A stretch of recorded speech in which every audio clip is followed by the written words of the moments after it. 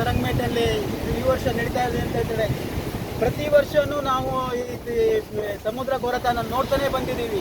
ಅದು ಯಾವ ಥರ ಆಗ್ತದೆ ಅಂತ ಹೇಳಲಿಕ್ಕೆ ನಾವು ಇಷ್ಟಪಡ್ತೀವಿ ಅಂತಂದರೆ, ನಾವು ಎಲ್ಲ ಜನಪ್ರತಿಗಳನ್ನ ಎಲ್ಲ ಅಧಿಕಾರಿಗಳ ಕರೆದು ಇಲ್ಲಿ ಸ್ಪಾಟನ್ನು ತೋರಿಸಿದ್ರು ಬಂದು ನೋಡಿ ಹೋಗೋದು ಬಿಟ್ಟರೆ ಯಾವುದೇ ಒಂದು ನಮ್ಮದು ಕೆಲಸನೇ ಆಗಿಲ್ಲ ಅಂತ ಹೇಳಕ್ಕೆ ಇಷ್ಟಪಡ್ತೀನಿ.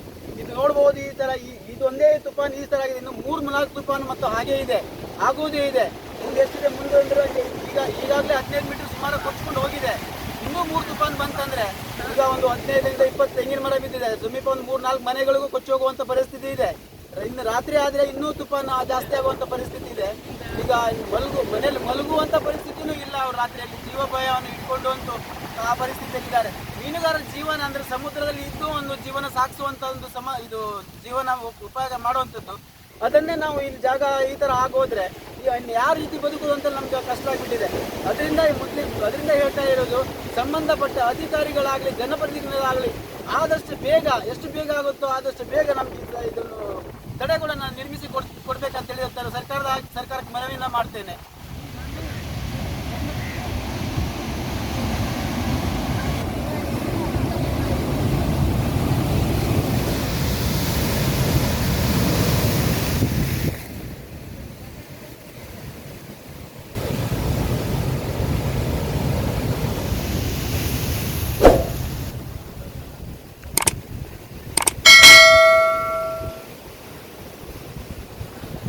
ನಮ್ಮ ಈ ಹಾರೋಳ ಗ್ರಾಮದ ತರಂಗಮೇಟ್ ಒಂದು ಏರಿಯಾದಲ್ಲಿ ನಮ್ಮದು ಕರಾವಳಿ ಪ್ರದೇಶದಲ್ಲಿ ತುಂಬ ಕಡಲ ಕುಸಿತ ಆಗಿದೆ. ಆದರೆ ಯಾವುದೇ ಒಂದು ಕ್ರಮ ತಗೊಳ್ತಾ ಇಲ್ಲ ಸಂಬಂಧಪಟ್ಟ ಅಧಿಕಾರಿಗಳು. ನೋಡ್ಬೇಕು ಹೆಂಗಂತಾರೆ ಕಣೆ. ಈಗ ಹೋದ ವರ್ಷ ನಾವೆಲ್ಲ ಹೇಳಿದ್ರದೇ ಇಲ್ಲ, ಯಾವ್ದು ಸಂಬಂಧಪಟ್ಟ ಅಧಿಕಾರಿಗೆ ಅವರಿಗೆಲ್ಲ ಒಂದು ಮನವಿ ಸಲ್ಲಿಸಿದ್ರೆ ನಾವು. ಆದರೆ ಸ್ವಲ್ಪ ಜಾಸ್ತಿನೇ ಆಗಿದೆ. ಇಲ್ಲಿ ಕುಸಿತದಲ್ಲಿ ಸುಮಾರು ತೆಂಗಿನ ಮರ ಮತ್ತೆ ಮನೆ ತನಕ ಬಂದಿದೆ. ಈಗ ಮತ್ತೆ ನೋಡ್ಬೇಕು ಯಾವ ತರ ಒಂದು ಇಡೀ ವರ್ಷ ಬಂದ್ಕೊಂಡು ಹಂಗೆ ಹೋಗ್ತಿದ್ದಾರೆ ಯಾರು ಸಂಬಂಧಪಟ್ಟ ಅಧಿಕಾರಿಗಳು ಮತ್ತೆ ಜನಪ್ರತಿನಿಧಿಗಳು ಅವರೆಲ್ಲ ಬಂದು ನೋಡ್ಕೊಂಡು ಹೋಗಿದ್ದಾರೆ. ವರ್ಷಕ್ಕೂ ಇದೇ ತರ ಪ್ರಾಬ್ಲಮ್ ಫೇಸ್ ಮಾಡ್ತಾ ಇದ್ದೀವಿ ನಾವು.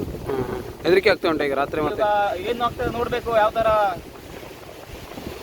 ಕೊರತೆ ಹೆಚ್ಚಾಗ್ತಾ ಇದೆ.